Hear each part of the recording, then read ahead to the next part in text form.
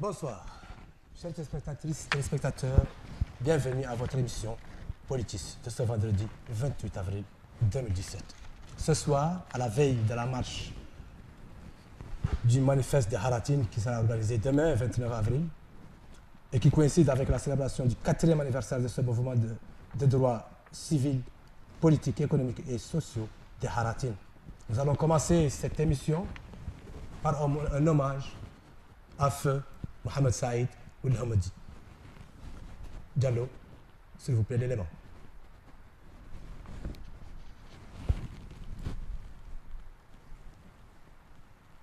L'esclavage est une tare. Et ce n'est ni le fait d'une ethnie, ni le fait d'un pays, ni d'une religion, ni d'une... L'humanité entière a été esclavagiste.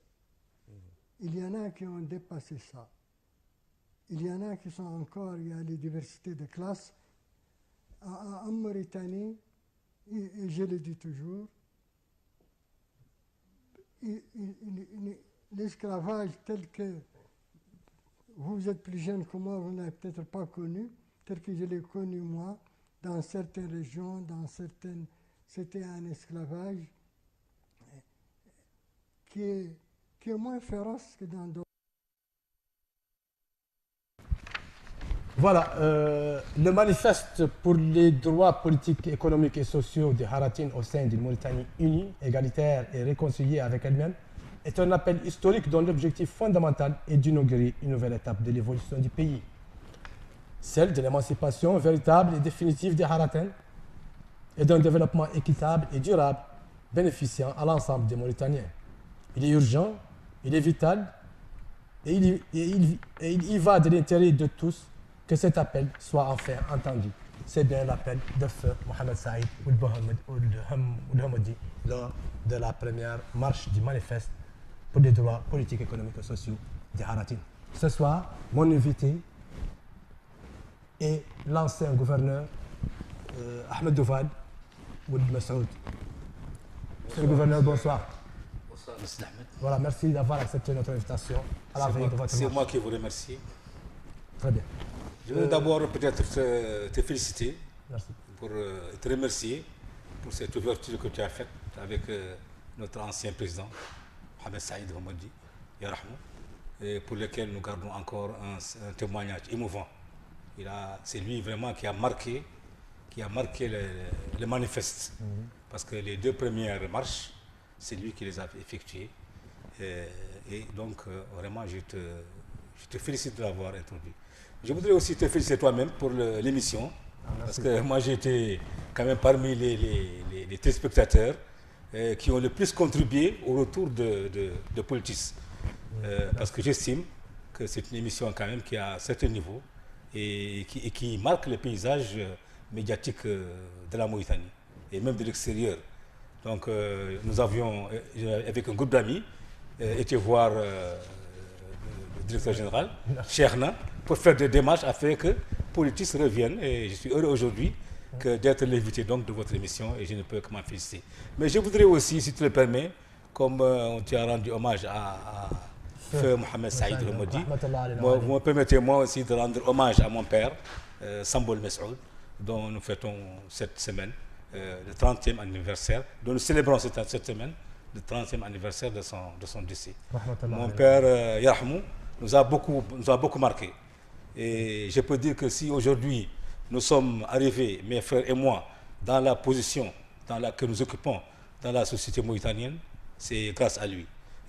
Pour t'informer toi et informer les téléspectateurs sur les sacrifices qu'il a dû faire pour nous permettre nous aujourd'hui d'être là.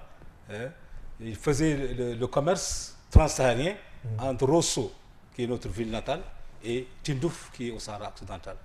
Donc, sur ces parcours, à l'époque, quand il les faisait, c'était un danger. D'abord, il y avait le danger de la route, parce qu'il transportait des marchandises.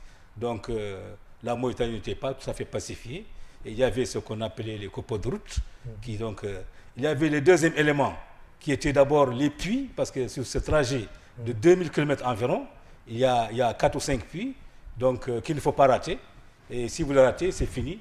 Et en plus de cela, donc, c'était tout un, disons, un travail qui était extrêmement pénible qu'il a effectué pour... et ce trajet, généralement, demandait 6 mois. Quand il revenait, il avait un autre trajet aussi qu'il faisait, qui était celui d'aller à Caille, entre Caille et Bamako, pour aussi un commerce là-bas. En tout cas, cette activité nous a permis, nous, de vivre vraiment et d'être ce que nous sommes devenus.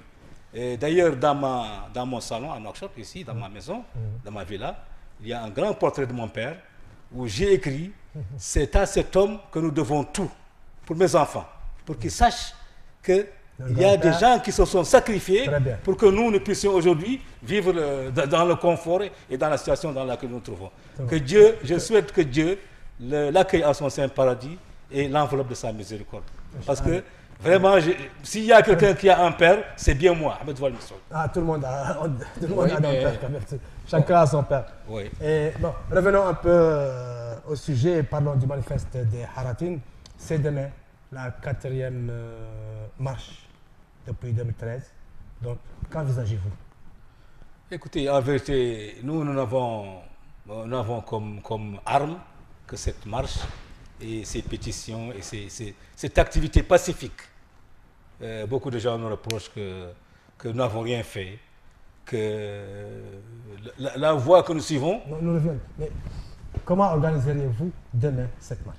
Non, la marche, elle a une itinéraire. Elle a une itinéraire, c'est-à-dire que, comme d'habitude, nous n'avons pas changé d'itinéraire, contrairement aux autres dont je ne veux pas parler. Nous, notre itinéraire est le même, c'est-à-dire la mosquée marocaine, ensuite le carrefour de la BMD, et nous prenons donc la voie, la grande avenue Jamal Abdel Nasser, vers Ibn Abbas, la mosquée Ibn Abbas, où il y aura donc un podium et il y aura des discours qui seront prononcés. C'est le même parcours que nous avons depuis les 3 ans. Nous n'avons pas changé de parcours. Donc, elle prendra fin à la mosquée Ibn Abbas, où il y aura un meeting. Il y aura un meeting, il y aura une conférence, il y aura les invités, il y aura un podium qui sera mis sur place. Très bien. Qu'est-ce que le manifeste des Haratines a réalisé pendant ces 4 ans? Écoute, c'est une question qu'on nous pose à chaque fois. Malheureusement, je dois dire, pour être sincère, et peut-être mes amis ne partagent pas souvent ce point. Moi, je suis un administrateur civil, je ne suis pas un politicien. Donc, je suis obligé de dire la vérité et de travailler avec la vérité. Je ne vis pas avec mes illusions, je vis avec la réalité. Je dois dire que depuis 4 ans, nous n'avons pas fait grand-chose. Je dirais même, si tu veux que j'utilise le langage du vélodrome, que nous faisons du surplace, comme on dit. C'est-à-dire que nous ne bougeons pas comme il faut. Bon, nous avons cette marche et nous avons ici, mais ça c'est du temps de notre ancien président, Feu Saïd Hamedi, qui a pu, avec ses propres moyens et nos moyens, parce que nous nous interdisons de prendre de l'argent avec qui que ce soit. Nous ne travaillons qu'avec nos propres moyens. C'est-à-dire que s'il y a une affaire à faire, c'est nous-mêmes qui cotisons pour pouvoir faire cette activité. Qui êtes-vous? Mais écoutez, nous sommes un groupe de cadres qui situe d'ailleurs le bureau exécutif du manifeste, ou son conseil national. C'est tout un arsenal de cadres, de toute origine. Il y a donc ce qu'on appelle les Arabes berbères, qui sont d'ailleurs la composante la plus active. Parce que moi, je voudrais quand même remercier aussi Aliou Alaf, qui vraiment joue un rôle extrêmement important dans cette... Et pourquoi les appeler arabo-berbères? Vous êtes arabo-berbère?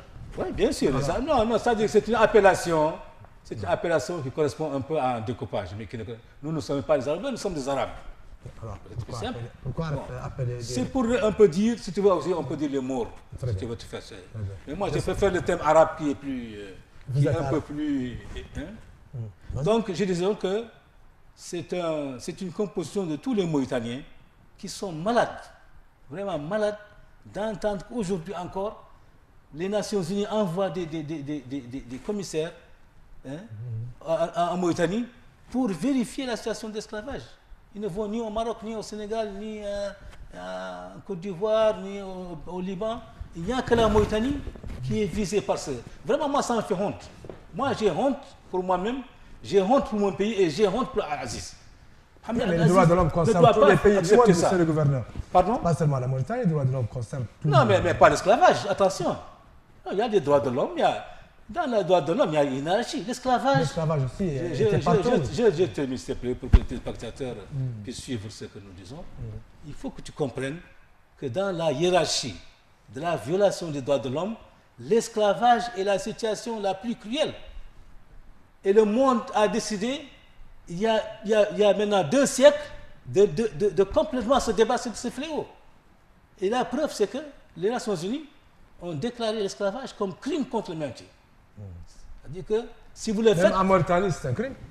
Mais bien sûr, mais c'est un crime, mais il continue à exister. Et les gens qui le font ne sont pas sanctionnés comme des criminels. Hein? Les gens qui pratiquent l'esclavage devraient au moins être sanctionnés comme les criminels qui ont nazis dans la Deuxième Guerre mondiale. Au moins. Sinon plus. Parce que c'est le degré le plus élevé de la cruauté de l'être humain. Oui, mais la loi les incrimine. Mais la loi ne suffit pas, mon cher. La loi n'est pas appliquée. Parce que d'abord, le président Abdelaziz, il dit que ça n'existe pas. Anouar Dibou, il a dit ça. Il a dit que ça n'existe pas. Il a inauguré un tribunal ad hoc à Nema, hein, qui était destiné à donc juger les criminels les crimes contre l'humanité, les crimes d'esclavage. Il a inauguré à Nema, il disait que ça n'existe pas. Alors qu'un mois après, le juge là-bas, un juge, Seydou, a condamné quelqu'un, hein, qui avait mis en esclavage et qu'il a reconnu devant le tribunal. Il a condamné ce monsieur à 1 an de prison et à une simple amende. Hein? Et je dirais même ici, en Mauritanie, il est plus grave de faire une infraction, comme par exemple ne pas respecter un stop. Vous risquez plus de sanctions que si on vous trouve en train de faire des... Alors, quel est le rôle du manifeste de Haratine dans ces cas? Et nous, notre manifeste, c'est de vouloir débarrasser la Mauritanie de ce problème. Nous aimons notre pays. Et nous avons honte qu'aujourd'hui, le monde entier ne connaisse la Mauritanie que sous la forme de l'esclavage. C'est une catastrophe.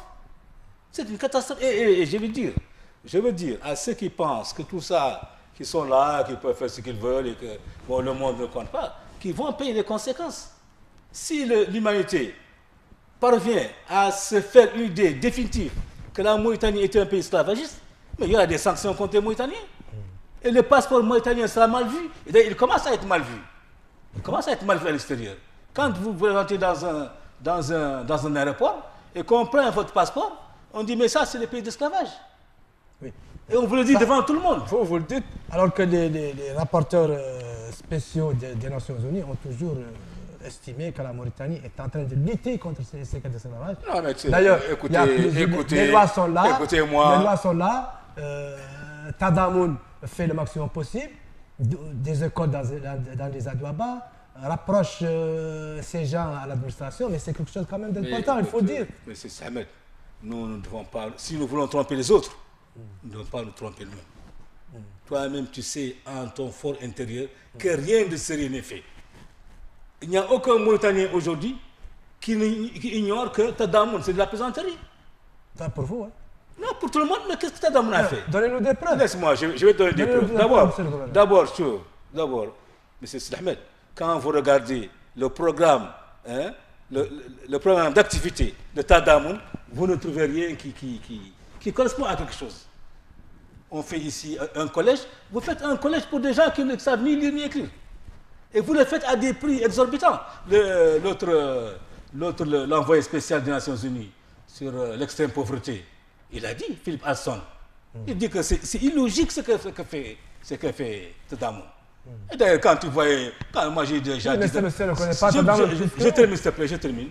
Si vous voyez le siège de Tadamoun, ici, sur la corniche qui passe à la présidence, quand vous voyez ce luxe qui est dans ce bâtiment, vous savez que ça, c'est pas l'esclavage qui les préoccupe. Et je ne sais pas d'ailleurs pourquoi Abdelaziz, à chaque fois qu'il y a un problème qui concerne les Haratines, il veut amener un Moor, je dis le Moor parce que tu ne veux pas qu'on parle d'arabe, il amène un Moor pour le laisser présider. Mais c'est extraordinaire. Pourquoi? Pourtant, il y a plein de Haratines qui sont là-bas, qui applaudissent et qui demain vont dire c'est qu'Ahmed Douba, je termine, s'il te plaît. J'ai dit qu'il y a à la présidence et au premier ministère plein de haratis qui sont là-bas, qui demain vont vous dire, Ahmed, voilà ce qu'il a compté à la télévision hier, c'est du faux, et ils vont m'insulter, me traiter de tous les noms, et qui sont avec lui. Pourquoi il n'est pas ces gens-là? Pourquoi il ne met pas les choses, les zahaf? Pourquoi il ne met pas le marzouk? Pourquoi il n'y a pas ces gens qui connaissent, qui sont concernés par le problème? Oui, il amène un matin. Madame, je ne veux pas parler de la femme. Non, mais vous attendez. Ce que nous ne comprenons pas du tout, c'est que vous dites qu'il y a une marginalisation de cette frange de la population. C'est évident. C'est évident. Mais ça toi Vous n'allez pas nous dire quand même que les Haratines sont exclus. Mais ici, ils sont pas exclus. Ils sont directeurs, ils sont ministres. S'il te plaît, nous avons laisse-moi. Oui, laisse-moi. Pourquoi parler de Zahar? Laisse-moi te dire. Mais il a lutté. Laisse-moi te dire. L'émancipation des Haratines. S'il te plaît, laisse-moi te dire. Que non, les parce Haratines que ne vous sont citez pas les gens, exclus. il faut éviter de citer les gens. Laisse-moi te dire, s'il te plaît. Ok. Permets-moi pour que les auditeurs puissent comprendre ce qu'on va dire. Je vous donne la parole. On ne va pas polémiquer. D'accord. Je vous donne la parole, monsieur le gouverneur. Ce que je te dis, M. Sidi Ahmed, c'est que les Haratines ne sont pas seulement exclus, ils sont complètement exclus. Pas seulement complètement exclus, mais ça c'est évident. Tu n'as qu'à regarder le Conseil des ministres. D'ailleurs, à chaque fois depuis 4 ans, parce que le plus grand esclavagiste, le plus grand président esclavagiste qu'on a vu depuis que la Mauritanie existe, c'est Abdel Aziz. Ça, vous le dites. Je le dis, oui, je le dis, parce que je vais te donner la preuve. Quand il est arrivé en 2009, il y avait 4 ministres Haratines. Aujourd'hui, chaque fois d'ailleurs qu'on a organisé une marche, il en a enlevé un. Actuellement, il y a un seul ministre qui existe au niveau du gouvernement. Et j'espère d'ailleurs qu'il va l'enlever, parce que là où il est d'ailleurs, ça ne sert à rien. Mais cela dépend. Cela dépend. La place qu'il faut à l'homme. L'homme qu'il faut à la place qu'il faut. Mais je te dis qu'il n'y a pas de compétence. Vous avez contourné. Où est la compétence? Où est la compétence au gouvernement? Nous sommes un pays qui a toutes les richesses du monde. Et nous sommes aujourd'hui l'un des pays les plus pauvres. Quelle compétence il y a?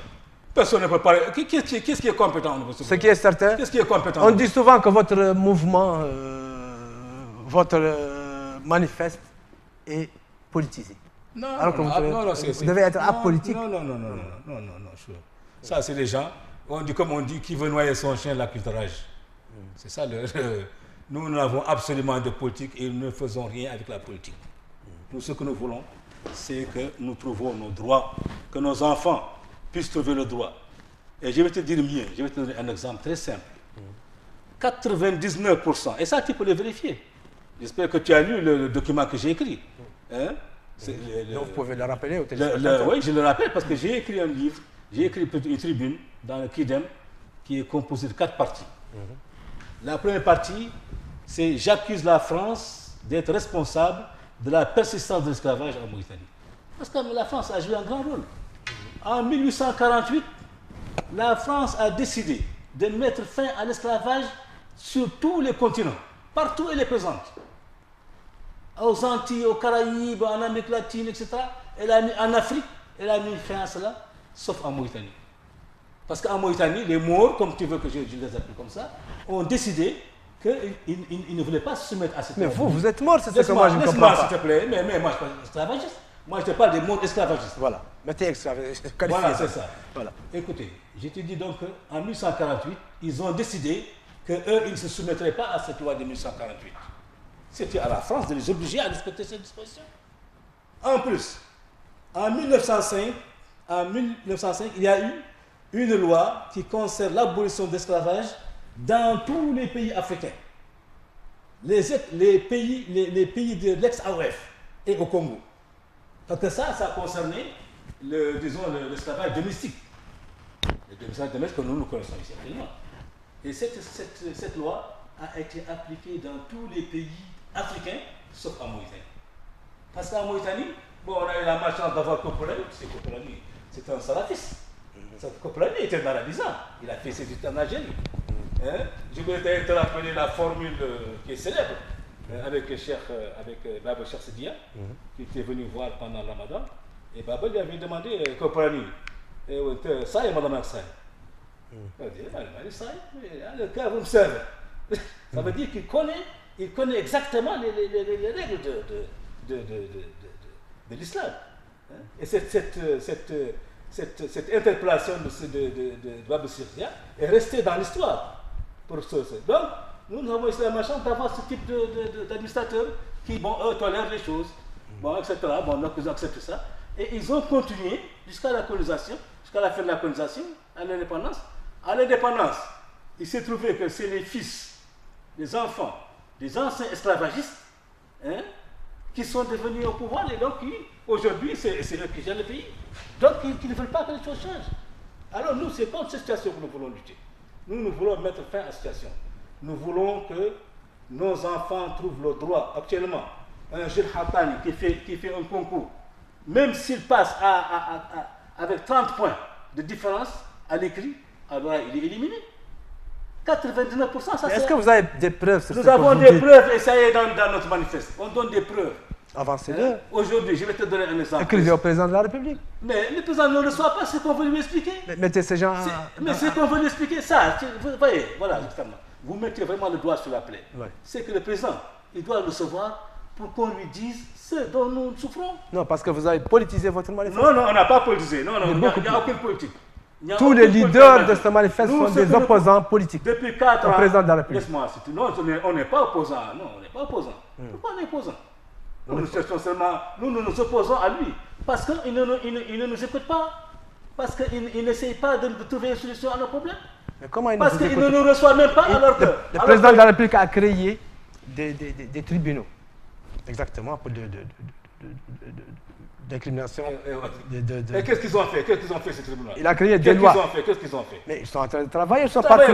Dans les Mokata.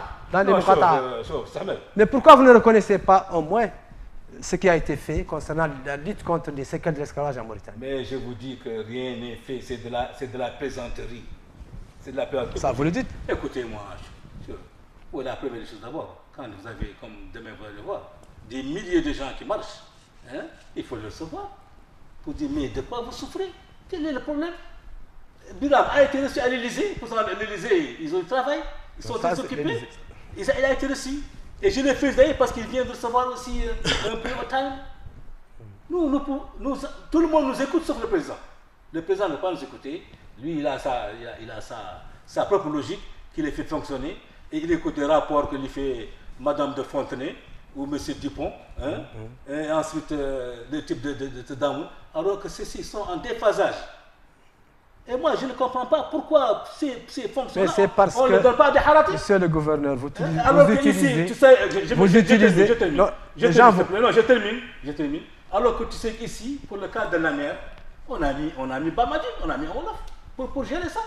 Pourquoi nous, quand il s'agit d'un problème Hatani, il faut que nous ayons Madame de Fontenay ou M. Dupont pour nous gérer cela? Oui, mais des ministres Hartani. Non, le problème. Mais comme les Hartani, il y en a combien? La NER n'est pas faite pour un Hartani, vous aussi. C'est pour les citoyens mauritaniens, qu'ils soient tout couleur, qu'ils soient voilà, écoute-moi, soyons nous ne logiques. sommes pas là pour faire de la langue de bois. Nous ne sommes pas là pour faire la langue de bois. Nous sommes là ce soir pour qu'on trouve une solution. Et cette solution, elle est en grande partie... Je m'excuse. Soyons conséquents. Oui, voilà, c'est ça. Mais laisse-moi terminer, s'il te plaît. On vous accuse d'utiliser le manifeste des droits politiques, socio-économiques des Haratin à des fins politiques. C'est vrai ou faux? Quelle fin politique? Non, c'est vrai ou faux? Est-ce que moi je suis candidat à la présidence ou oui, mais vous êtes un homme de l'opposition. Non, mais je ne suis pas de l'opposition. Ainsi que... Non, ça, comme je dis, ce sont les mauvaises langues qui disent ça. Ce sont les mauvaises langues. Et ceux qui veulent justement que le président ne nous écoute pas. Mais moi, j'ai cité la dernière fois la marche de 68, la marche plutôt de 63, où Martin Luther King a dit I have a dream. Pourtant, le président Kennedy il est occupé. Mais quand ils ont fait la marche, il les a reçus. Il a dit, mais de quoi vous souffrez? Quel est le problème? Ça, nous ne pouvons pas... Avez-vous demandé une audience? Avez-vous demandé une audience à Abdelaziz? Mais je te dis que depuis 4 ans, nous demandons une audience. Depuis 4 ans, nous demandons à ce que le président vienne présider ces machins. Ces marches. Revenons un peu au manifeste. Je termine. Non, c'est un point important. Si le président Aziz demain vient et qu'il dirige, lui-même il se met avec son premier ministre et son gouvernement devant la marche, ça a plus d'importance que tous les décrets, que toutes les lois, que toutes les déclarations. Mais on a vu Obama, il y a 2 ans à Selma, le 50e anniversaire de Selma. C'est lui-même et Bush qui ont dirigé la marche. pour montrer aux gens que ça, il a dit, bien que lui était président des États-Unis, il y avait un noir président des États-Unis, il a dit le travail n'est pas fini, il reste du travail à faire pour les droits civiques aux États-Unis. Ici aussi en Mauritanie, beaucoup a été fait, mais il reste à faire aussi. Mais dis-nous ce qui a été fait. Non, ce n'est pas la peine que vous ne voulez pas le faire. Non, nous ne sommes pas des ingrats. Il y a eu des colloques, Hein? internationaux sur la lutte contre l'esclavage et les séquelles de l'esclavage en Mauritanie. Il y a eu des lois. Mais pourquoi ne reconnaissez-vous pas cela? Mais soyez conséquents. Je dis que ça, c'est de la présence. Et demandez respectivement, une audience avec le président de la République. Écoute-moi, je vais te dire. Ce qu'il a fait, c'est que Abdelaziz doit dès demain nous savoir. Il dit, moi, j'ai fait ceci. Parce que lui, écoute, je te dis, Madame de Fontenay et M. Dupont, c'est eux qui nous rendent compte. Tu as vu? Nous avons dit, M. le Président, vous avez fait quelque chose, mais il reste quelque chose à faire. Mais lui, il ne veut pas nous recevoir, il ne veut pas nous écouter. C'est ça le. Mais je te jure, c'est la même, que notre plus grand souhait, et je te dis encore que notre déception, parce que franchement, quand Aziz est venu, mais on se disait, mais ça c'est l'homme qu'il faut. Un jeune officier qui vient, qui prend le pouvoir, mais c'est réformes. Kadhafi, la première mesure qu'il a prise après la révolution du 1er septembre, c'est d'interdire le travail des domestiques dans les maisons. Il a dit que chaque maison, ce sont les propriétaires de la maison qui doivent travailler là-dedans. Il a libéré les gens. Il les a donné des champs à cultiver. En Égypte, parce qu'ici, bon, on aime être nationaliste. En Égypte, Nasser, la première mesure qu'il a prise, elle concerne les petits paysans. Alors, Aziz, quand il est venu, il dit, moi, je suis le président des pauvres. Hein? Et on est étonné. On est étonné donc que le président des pauvres se met du côté des esclavagistes, défend les esclavagistes. Tu as dit qu'il y a la loi, c'est vrai, il y a la loi de 2015. Elle a été prise, tout le monde l'a saluée. On a dit, désormais, le minimum, c'est 10 ans. Enfin, vous reconnaissez comme ça. Très bien. Je reconnais, mais j'ai dit que la loi a été prise. Voilà, soyez conséquents. Non, mais je vais être conséquent, Voilà. Écoute-moi. Écoute, la loi de 2015 a été saluée par tout le monde, pas nous seulement. Parce que tu vois aussi, c'est le problème ici. C'est qu'on pense que le problème de l'esclavage ne concerne. Non, le problème de l'esclavage contre l'humanité. Tous les pays du monde sont intéressés par ça.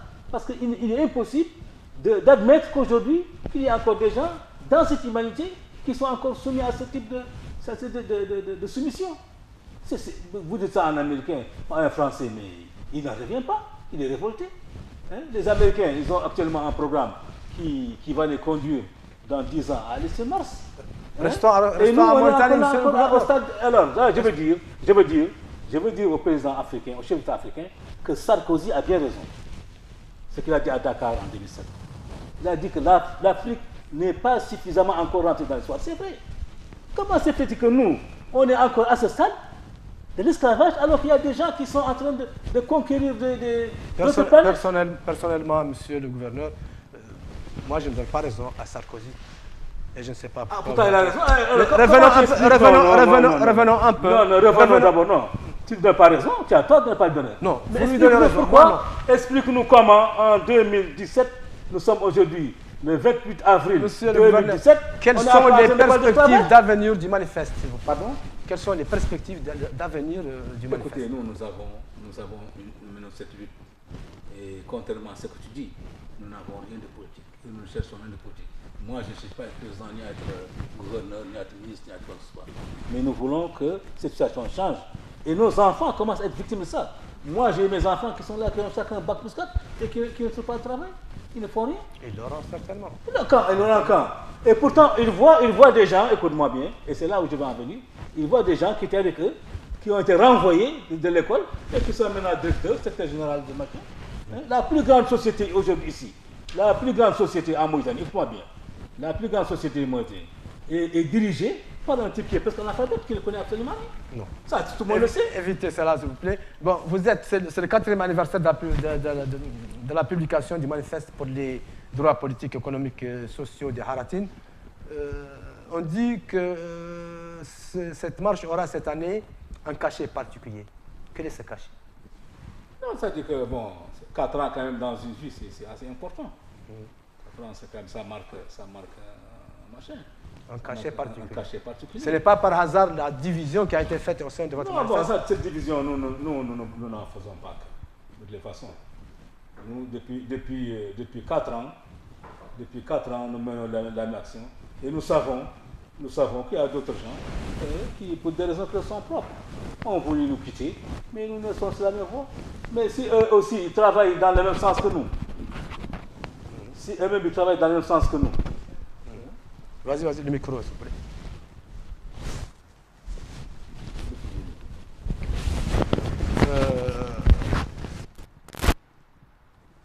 Donc, si donc eux ils travaillent dans le même sens que nous, il y a que nous ne pouvons que nous en féliciter et nous encourageons.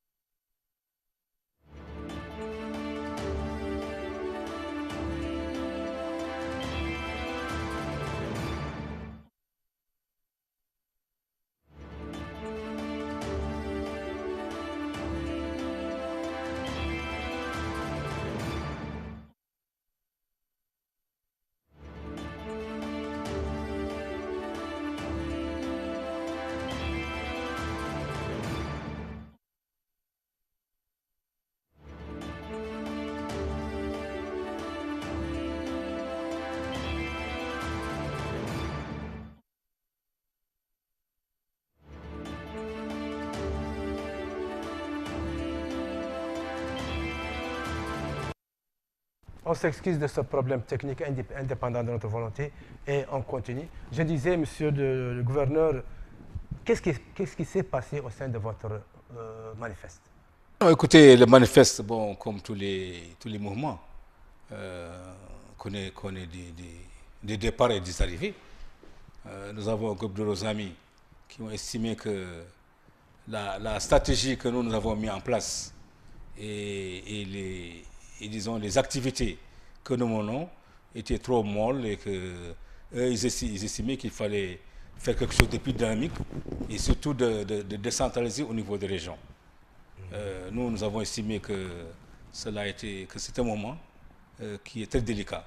Il faut le mener avec beaucoup de tact parce qu'il faut qu'à tout moment nous sachions qu'est-ce qui fait quoi. Nous ne pouvons pas décentraliser à Zorat ou machin. Nous n'avons pas de contact, nous n'avons pas de possible d'aller, et où il y a des gens qui vont être responsables, ou dont nous serons responsables de ce qu'ils vont faire. Donc nous avons estimé que dans un premier temps, et c'était d'ailleurs la position du marhum, Mohamed Saïd Homoudi, qu'il fallait faire une sorte de forum. Il fallait faire une sorte de forum dans lequel nous allons discuter, poser les problèmes, faire des écrits, attirer l'attention du gouvernement, sensibiliser la communauté internationale sur ce phénomène. Et d'autres estimaient que non, qu'il y avait un travail qui devait être fait au niveau des régions, des départements et même des communes. Nous n'avons pas voulu nous engager dans cette voie-là parce que c'est un moment qui est très délicat. Toi-même, tu t'en rends compte. Il faut que vraiment que tout ce qui se fait, que nous sachions et que toutes les actions dont nous sommes responsables, qu'on ne puisse pas les donner à des gens dont on ne connaît pas très bien le passé. Et étant donné aussi les conditions de la société mauritanienne, nous avons préféré, dans cette première étape, la prudence, aller doucement, mais sûrement. Bon, les autres ont estimé que non, qu'il fallait créer des trucs dans les régions, faire des... Je crois que demain, d'ailleurs, eux, ils font des manifestations au niveau des régions. Nous aussi, demain, ils feront la marche. Oui, ils feront la marche, mais une autre marche parallèle. Oui, ils feront une marche parallèle, oui. Donc, aujourd'hui, nous avons 2 manifestes des droits. Non, écoutez, le manifeste, c'est lui l'original, c'est nous qui l'avons. Parce que nous, notre logo, c'est le même. Eux, ils ont notre logo d'ailleurs. Ils ont changé aussi même de nom de trucs. Nous restons. Qu'est-ce qui dirige ce deuxième manifeste? Je ne sais pas, il y a un groupe d'amis. Je ne sais pas, tu pourras demander leur machin. Je crois qu'il y a un groupe de dissidents. Il y a un groupe de dissidents du manifeste. Je crois qu'il y a 2 ou 3 personnes qui sont parties. Bon, mais moi, je souhaite en tout cas bon vent. Et j'espère que la ligne sur laquelle nous étions, qu'ils continuent à la maintenir. Oui, mais tant mieux, tous mènent le même combat que vous. Oui, c'est une bonne chose. C'est une bonne chose, absolument. Alors, très bien. Absolument. Très bien. Donc, demain, vous avez invité des partis politiques? Nous avons invité tout le monde. Comme je t'ai dit, le manifeste, nous voulons qu'il soit l'affaire de tous les Mauritaniens. tous les Mauritaniens. Donc c'est ça, c'est ça qui va lui donner vraiment la force qui va le faire avancer. Nous ne voulons pas que ce soit une affaire des Haratines.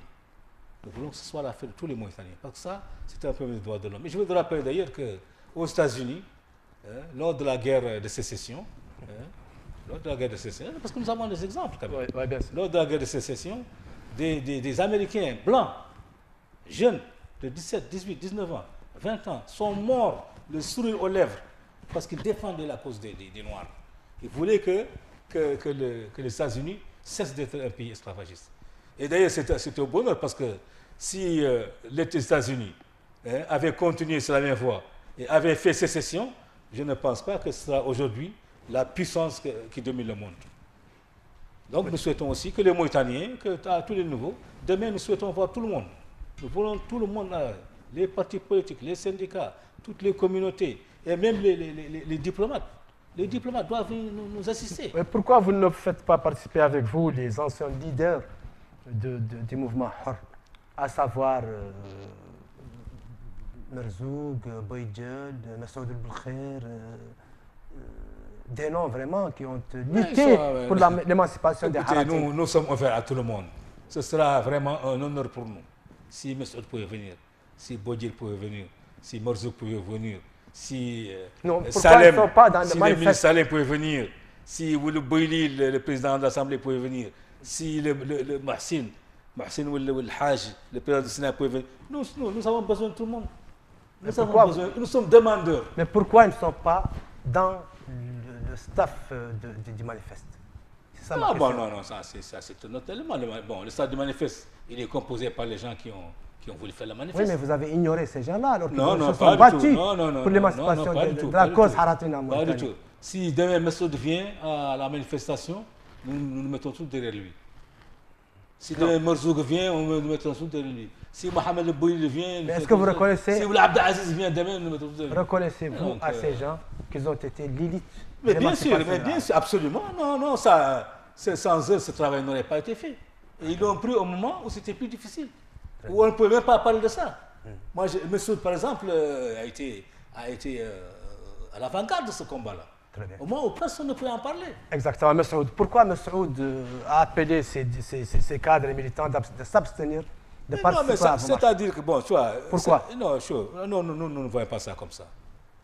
Massoud est un leader politique, il a ses propres raisons, il a des ambitions nationales. C'est vrai, c'est peu que... il ne voudrait pas être affiché dans un... Oui, mais cette cause concerne tout le monde. Il veut jouer un rôle national, et peut-être qu'il ne voudrait pas que cette étiquette de militant anti-esclavagiste lui soit... Je ne peux pas me prononcer sur ça. En tout cas, je sais que nous sommes reconnaissants à Massoud pour ce qu'il a fait. Et nous savons qu'il s'est battu à un moment où peu de gens pouvaient le faire. Et c'est tout. Bon, maintenant, mais sa position à lui, bon... Ça, et les autres? Il faut lui poser la question. Il faut lui poser la question, monsieur. Je lui ai déjà posé cette question, il a bien répondu. Pardon? Vous avez entendu sa réponse? Qui? Bon, j'ai posé la question à Boïdjel, à Bilal Warzouk, à tant d'autres. Bilal assiste toujours à nos réunions, il vient toujours. Bilal est à l'avant-garde de ce machin. Il est membre de manifeste. Bilal, il n'est pas seulement membre. Il est parmi les fondateurs du manifeste. Il est membre fondateur du manifeste. Donc, mais pour des raisons politiques, les gens peuvent ne pas avoir le temps de s'impliquer directement. Oui, mais la cause... Mais l'essentiel, c'est que le cœur y est et qu'ils sont avec nous. Et ils nous soutiennent quand on a besoin d'eux. La cause haratine concerne tout le monde, pas seulement la souche haratine. C'est ce qu'on souhaite. C'est ça que l'on souhaite. Et en premier lieu, nous souhaitons que ce soit le président de la République, Mohamed Abdelaziz, qui prenne cette affaire en main et qu'il sache qu'il va rentrer dans l'histoire. Il va rentrer dans l'histoire s'il fait quelque chose dans ce domaine. Vous pouvez l'inviter à travers cette émission? Mais nous l'invitons. Et nous l'avons tout invité. Et l'année dernière, à la pareille époque, avec Ahmed Lebou, dans plein feu, on l'a invité. Très bien. Mais pensez-vous que les partis politiques qui hier, d'autres disent qu'il y a certaines personnes qui ont été esclavagistes, aujourd'hui sont d'accord pour votre cause, mais d'accord pourquoi? D'accord sur le fond, mais pas sur la forme. Non, vous savez, bon, moi, il ne faut pas mettre en mal avec les partis politiques. En tout cas, de toute façon, jusqu'à présent, il y a des partis d'adhésion qui affichent une lutte qui est plus engagée que nous. Je sais pas, Tawassoul de Jules Mansour. Ils mènent une lutte farouche. Et même que d'ailleurs, ces partis, c'est facile à identifier, parce que ces partis, quand vous regardez leur instance dirigeante, vous trouvez des Haratines. À Tawassoul, il y a des Haratines qui sont là, qui sont députés, qui sont... Mais à l'UPR, il y a des Haratines qui sont dirigeants aussi. Mais d'accord, mais ce n'est pas la même chose. Ce n'est pas le même combat. Je m'excuse, j'ai terminé. Voilà. Tawassoul, ils ont organisé des séminaires sur la question. Tawassoul a organisé des séminaires. Ils ont produit un document, un manifeste, pour dire voilà comment il faut trouver une solution à ce problème. Oui, l'UPR et les présidents de la République. Je termine, s'il te plaît. Il y a aussi, parce que ça, l'UFP, il y a l'UFP de Mohamed Mouloud. L'UFP est très engagé dans ce combat. Et quand vous regardez le staff de l'UFP, effectivement, il y a des Haratis qui sont là. Et chaque année, l'UFP organise, je ne sais pas si vous connaissez Borat, c'est dans le département entre le Brakna et le Gourgoul. Chaque année, ils organisent une cérémonie pour rassembler des centaines de gens, pour leur expliquer, pour leur faire comprendre, pour les éveiller. Ça, ce n'est pas tous les partis qui le font. Bon, les autres, bon, c'est vrai. Mais je vous ai dit pourquoi. Vous faites allusion à l'UPR. L'UPR a aussi au sein de ses instances des Haratines qui sont bien placés. Et qui écoutez, moi je ne parle pas de position. Je ne parle pas de station administrative ou politique. Moi je parle du combat, ceux qui mènent le combat sur le terrain. C'est ça que je veux dire. Mais tous les autres, probablement, ils ont un Haratine. D'ailleurs, c'est une mode maintenant d'avoir un Haratine dans un parti, dans un syndicat. Très bien. Monsieur le gouverneur, le 20 janvier dernier, vous étiez l'invité de la télévision de STV du Sénégal. Oui, c'est vrai. Où un chroniqueur ami des deux pays, le Sénégal et la Mauritanie, au bord d'un incident diplomatique, en appelant à en vous demandant vous-même de vous arrêter, de vous plaindre et prendre les armes. Pourquoi ne pas lui répondre? Dire que la Mauritanie restera unie. Mais je crois que je l'ai fait. Mais moi, je pense que cet incident, ou les propos qui ont été tenus par votre collègue, Tunkara, ont été ont été exagérés. Ah non, mais lui, il a parlé clairement. S'il vous plaît, je termine, que les téléspectateurs puissent comprendre. Nous ne sommes pas des enfants. Il faut cesser de nous infantiliser. Que ce soit Tunkara, ou un président, ou un pays, personne ne peut nous faire ce que nous ne voulons pas faire. Et nous, comme nous l'avons dit, nous aimons profondément ce pays. Et jamais, pour rien au monde, même au prix de notre liberté, nous ne ferons des choses qui peuvent les mettre en danger. Mais quand on regarde... Mais c'est là exactement. Vous devriez lui dire ça clairement. Sur le plateau lui-même. Mais je lui ai dit. Je lui ai dit dans l'émission. L'émission d'ailleurs s'est mal terminée. Et parce que, en fait, d'ailleurs, moi, ma mission au Sénégal, c'était dans le cadre de la pétition que j'avais. Bon, nous avons une pétition dans laquelle nous pensons que ces procès qui sont en train d'être faits ne servent à rien.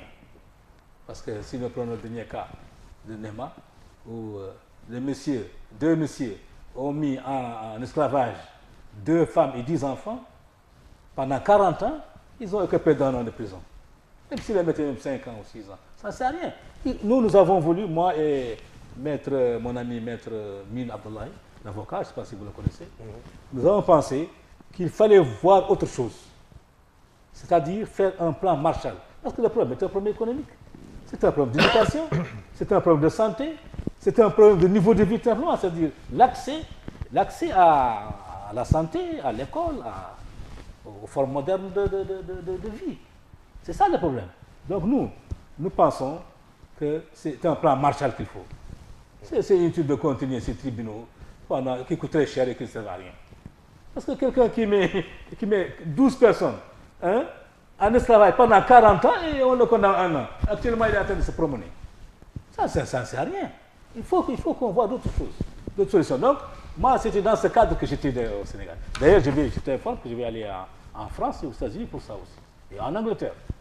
Et pour ça, pour sensibiliser sur la nécessité d'avoir un plan Marshall pour les Haratines en Mauritanie. C'est ça notre Mais pourquoi ne notre pas objectif. chercher un plan Marshall à partir de la Mauritanie ici? Mais on ne trouve pas, mais ce qu'on cherche. Mais- Nous, notre problème, écoute-moi. Je te dis que notre Ne cherchez ailleurs, je crois que vous- Non, on ne cherche pas ailleurs. Nous, notre problème, c'est que nous ne trouvons pas d'interlocuteurs. Nous sommes comme. Voilà, c'est ça le problème. C'est que nous sommes traités comme des opposants. Comme on est des opposants au régime. Le régime ne nous écoute pas. Parce que les gens lui disent non, ces gens-là, c'est l'opposition, etc. Tout ce qu'ils disent, c'est pour te nuire. Alors que nous ne cherchons pas à nuire à Mohamed. Ah, pourquoi nous allons nuire à Mohamed? Mais le problème, c'est que nous ne trouvons pas une oreille. Et notre président Yahmou, Mohamed Saïd Houmadi, qui est d'ailleurs un parent à Mohamed Abdelaziz, jusqu'à son décès, jusqu'à son départ jusqu'à son évacuation au Maroc, il continuait à demander à ce que le président le reçoive. Pendant 3 ans, il a cherché à le voir. Il n'y a pas une personne en Mauritanie qui n'est pas intervenue pour que Mohamed Abdelaziz le reçoive. Mohamed Abdelaziz a reçu plusieurs fois Mohamed Saïd Hamoud. Non, pas du tout, pas dans ce cadre. Non. Mais je connais mieux. Moi, je connais mieux. Il fut Et ce qui est d'ailleurs tout à fait, disons, insolite, c'est qu'à son retour, à retour de sa dépouille mortelle, à l'aéroport, on lui a ouvert le salon d'honneur, de la présidence, avec l'intervention du sénateur Ouelkhaddou. Mais je dis que moi, ça, on va refuser ça. Donc, ce n'était pas normal. Quelqu'un, pendant qu'il est en vie, on ne le soit pas. Une fois qu'il vient décéder, on lui ouvre le salon d'honneur. À quoi ça sert? Évitons de parler de lui. Maintenant, donc, vous m'avez dit, au cours de cette émission, comment elle s'appelle, le grand rendez-vous, c'est ça? J'ai dit le grand rendez-vous. On lui a donné un caractère qu'il n'a pas. C'est-à-dire que cette affaire n'avait aucune importance. Elle aurait pu passer inaperçue d'ailleurs. C'est parce que les gens se sont saisis de ça. On en a fait un tintamarre. Même si comment un tintamarre? Même si le monsieur dit, mais écoutez-moi. Il a fallu que Macky Sall exacerbe cette tension qui a failli. Non, mais Macky Sall l'a exacerbé parce que Mohamed Abdelaziz lui a téléphoné. C'est Mohamed Abdelaziz qui a téléphoné à Macky Sall. Mais c'est tout à fait normal. Oui, mais ce n'était pas nécessaire. C'était pas nécessaire. Nous sommes de grandes personnes et nous savons ce que nous faisons. Que nous allions à Londres, aux États-Unis, au Canada, en Australie, nous ne mettrons jamais l'intérêt de la Mauritanie en jeu. Parce que nous aimons ce pays. Et ça, il faut que les gens le comprennent et le mettent dans la tête. Mais si on a besoin de faire ça, on n'a pas besoin d'aller au Sénégal. On n'a pas besoin pour ça. Et nous ne le ferons pas. Nous aimons ce pays et nous voulons que les changements que nous le trouvons pacifiquement. Notre lutte est une lutte pacifique. Et beaucoup d'ailleurs, même pas, mais il n'y a pas que lui, même en Mauritanie, beaucoup de gens disent que nous n'arriverons à rien et qu'il faudra peut-être attendre 1000 ans. Mais d'accord, nous attendrons 1000 ans s'il le faut, mais nous ne porterons jamais plus à ces pays. Parce que ce qu'on a vu ailleurs, ne nous encourage pas à le faire. Oui. Mais regardez l'état dans lequel est actuellement la Libye. Vous avez vu ce qu'ils ont fait de leur pays? C'est dans l'intérêt de personne. La Syrie, je termine s'il te plaît. La Syrie qui est venue dans le Coran, qui est venue dans le Coran. Bilad Sham, ils sont dans les poteaux en train de... Ça, nous ne souhaitons jamais qu'un Mauritanien soit dans cet état-là. Et pour rien au monde, nous ne mettrons un Mauritanien dans cet état-là, quel que soit le prix. Oui. Monsieur le gouverneur, que propose le manifeste pour éradiquer une étude au sein du manifeste? Quelles sont vos propositions pour éradiquer les séquelles d'esclavage en Mauritanie? Mais nous l'avons dit, nous avons dit que nous avons un plan qui est un plan Marshall pour éradiquer définitivement l'esclavage en Mauritanie. Je l'ai écrit d'ailleurs dans le pour les téléspectateurs. C'est-à-dire, pour les téléspectateurs, alors, le problème principal de l'esclavage, c'est un problème d'abord de scolarisation. Il faut que les gens soient scolarisés. Parce qu'une fois qu'on est scolarisé, c'est fini. Une fois qu'on est scolarisé, on est libre, on sait comment faire. Et c'est ça qui manque ici.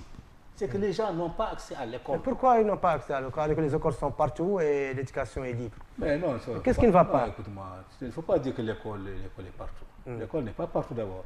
Et ensuite, les écoles dans les Adouaba, pour ceux qui ne savent pas, vous pouvez trouver une école qui est là depuis 15 ans, mais il n'y a jamais eu un concours d'entrée. Pourquoi ces gens n'amènent pas leurs enfants dans les écoles? Mais ils les amènent avec quoi? Ils n'ont pas les moyens. Mais vous, ils n'ont pas les moyens. Non, écoutez, moi je vous propose. Il ne faut pas parler dans le vide. Non, pas du tout. Je ne parle pas dans le vide. Pas parler dans le vous vide. allez dire, moi je vous dis qu'il y a des écoles partout. Pourquoi ces gens que vous avez cités n'amènent pas leurs enfants dans les écoles? Qu'est-ce qu'il y retient, monsieur le gouverneur? Je vais vous dire une chose. Voilà. D'abord, dans les Adouaba, il n'y a pas d'école. Vous C'est ça le problème. Hein?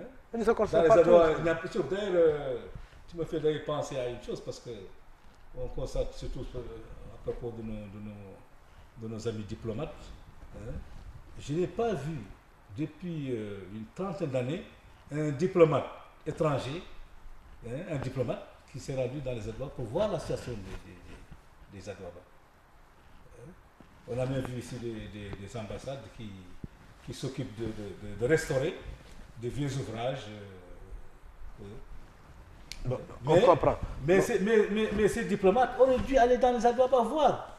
Ils auraient vu. Bien, vous avez parlé de l'école. C'est plus urgent, s'il te plaît, c'est plus urgent de restaurer l'éducation des enfants dans les Adouaba que de restaurer des vieux livres et de donner tant d'argent pour cela. D'accord. Donc vous avez parlé de l'école, des écoles. Oui. La construction de l'école. Oui. Construction des écoles. Oui, L'école, donc ces gens doivent amener leurs enfants dans les écoles. Deux. Oui. Ouais, alors, qu'est-ce que vous proposez aussi? Je vais te dire que ce que tu penses n'est pas aussi facile. Parce que quand l'école est située à 12 km ou à 15 km de l'enfant, il ne parvient pas. Et ce qu'on a remarqué d'ailleurs, c'est que même les endroits où il y a des écoles. Non, je veux votre plan Marshall parce qu'on me fait signe que nous approchons à la fin de l'émission. Vos propositions d'école. Il faut d'abord l'enseignement. Il faut un type d'enseignement spécial pour les Adouaba. D'accord. Un enseignement spécial pour les Adouaba. Qui consiste à quoi? C'est-à-dire que l'enfant doit être pris en charge. Quand la famille n'a pas les moyens, et qu'il est obligé de l'envoyer lui pour travailler sur une charrette ou sur un machin, il faudrait qu'on dispense la famille du travail de l'enfant pour le scolariser. Ça, c'est tout un programme. Okay. Ça, c'est toute une stratégie qu'il faut mettre en place. Le deuxième élément, c'est qu'il faudrait que dans ces Adouaba, qu'il y ait disons l'eau, la santé et les petites activités génératrices de revenus. Parce que quand vous voyez dans ces Adouaba, il n'y a aucun revenu. Si on dit que la pauvreté, c'est celui qui a $1 par jour, ces gens n'ont même pas le quart $1 par jour. Ils n'ont même pas de $. Ils n'ont pas $1. Rien. $0. C'est ça le revenu par jour. Donc, moi, j'appelle ça les pauvres des pauvres. Parce que c'est la pauvreté extrême. Même si la pauvreté c'est $1, eux, ils n'ont même pas la moitié $1, ou le quart $1, ou le centième $1. Donc, il faut créer des activités qui puissent permettre à ces gens-là de vivre et de s'épanouir. Donc, tout ça est possible. Tout cela est possible si l'État y met la volonté nécessaire. Mais tant qu'on dit que ça n'existe pas et que, bon, on politise le problème, je ne sais même pas pourquoi, parce que il ne s'agit pas d'élection, il ne s'agit pas de... Voilà, une dernière question, monsieur de Wadi. Monsieur le gouverneur, comme vous voulez, est-ce que le manifeste a déjà envoyé une mission pour étudier les terrains dans les Adouaba et autres? Parce que il ne secret à personne que l'État a financé pas mal de projets générateurs de revenus dans ces Adouaba. Non. Vous n'êtes pas parti. Vous êtes là à Nouakchott et vous ne passez. Non, c'est ça? Est-ce qu'il y a comme une mission du manifeste qui est allé sur le terrain voir et un peu faire un bilan? Je vais, pour simplifier, puisque le temps est court, pour les téléspectateurs, le tout est résumé dans ce livre. Toute la situation, tout le diagnostic, toute la solution, toutes les injustices qui se font. Mais, Et là, tu me permets, que je vais donner un exemple très simple pour terminer, pour que les téléspectateurs restent avec cela. Il y a maintenant, en 89, c'est-à-dire il y a presque 28 ans maintenant, j'étais préfet ici à Tabarzani. Il y a fait 6 départements. un Hartani préfet à Tabarzani après Wali. Mais c'est une bonne chose. Non, mais écoute-moi, non, j'ai pas terminé. C'est pas ça que je veux dire. Oui. Mais si je suis allé, je les mérite. Moi, c'est pas donné cadeau. Bien sûr, Moi, bien j'ai sûr. étudié, j'ai fait. Vous êtes, voilà.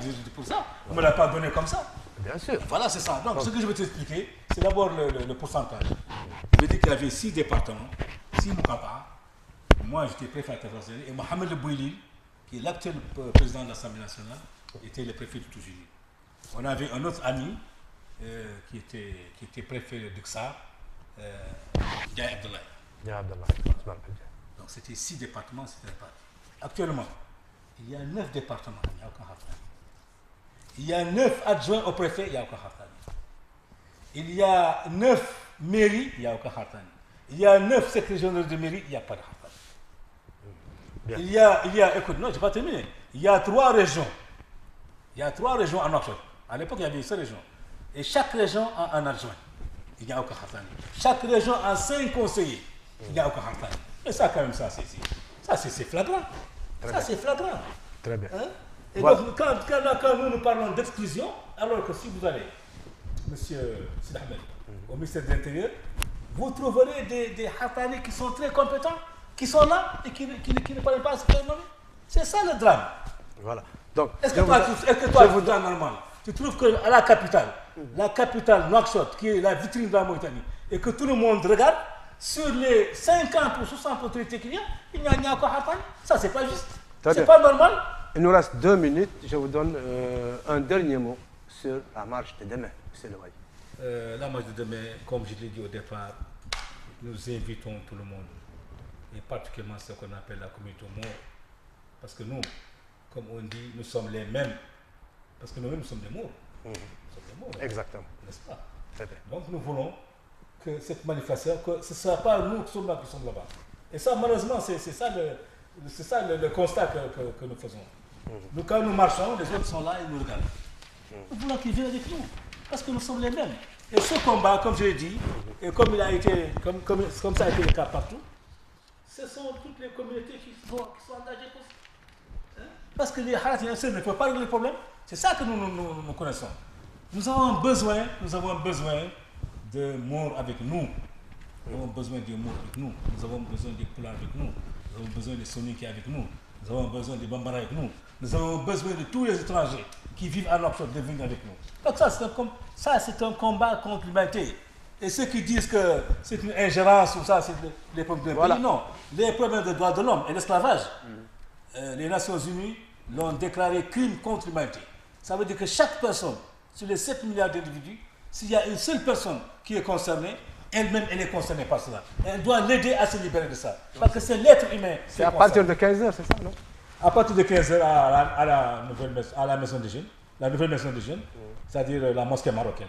Très bien. Donc, mosquée marocaine, Carrefour BMD, et ensuite place Ibn Abbas. Nous demandons à tout le monde de venir. Et encore une fois, je profite de ton micro pour inviter M. le Président Abdel Aziz de venir nous soutenir. Parce que sa présence sera encore plus importante que tous les décrets et tous les communiqués qui seront faits. Très bien. Voilà, le rendez-vous est pris. L'invitation de M. Abdel Aziz à cette marche de demain, 29 avril, 4e marche du manifeste des droits, des politiques économiques et sociaux des Haratines. Voilà, sur ce rendez-vous de demain à 15h, prend fin cette émission de Politis. Chers téléspectatrices, téléspectateurs, à un autre nouveau numéro. Au revoir. Merci. Merci.